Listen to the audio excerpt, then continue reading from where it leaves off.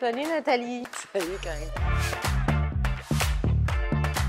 Toi, t'écris pas de la même façon que moi. Comment t'écris, toi? Ah, moi, je planifie tout. J'ai énormément d'avance. Moi, je travaille que dans l'urgence, mais ancienne journaliste, on était, tu sais, il fallait faire les choses au dernier moment. Hein. Toujours, on nous demandait ça.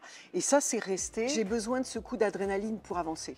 Alors que moi, c'est le contraire. Comme on avait dit une fois que t'étais mon Jiminy le criquet. Et t'étais mon grain de folie. C'est ça. Et j'ai pas l'angoisse de la page blanche du tout. Je suis pas angoissée par rapport à l'écriture. Ça reste un bonheur à 100%. Alors, est-ce que, par exemple, tu t'endors en y pensant et tu travailles en y pensant ou... Non. C'est vrai? Ah oui, mais moi, je pense qu'à ça. Et il y a un vrai stress, il y a une espèce de vibration qui me fait que, oui, j'ai un petit peu de mal parfois à la gérer.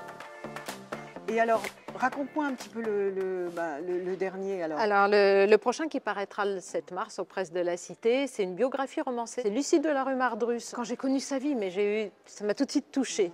Elle avait un côté femme très autonome, tu vois. D'abord, ne serait-ce que par le fait, elle s'est mariée, mais elle a gardé son nom de jeune fille. Elle s'est mariée en 1900, hein, on est à la belle époque. Elle refusait d'avoir des enfants parce qu'elle refusait l'injonction d'être mère. Elle ne voulait pas faire la cuisine, elle ne voulait pas faire le ménage, elle voulait se consacrer entièrement à l'écriture. Et elle a eu un parcours admirable. Elle a été très reconnue de son temps? Alors, de son temps, oui. Malheureusement oubliée de nos jours. Et j'avais envie de la sortir de l'ombre, cette femme, donc Lucie de la rue Mardrus.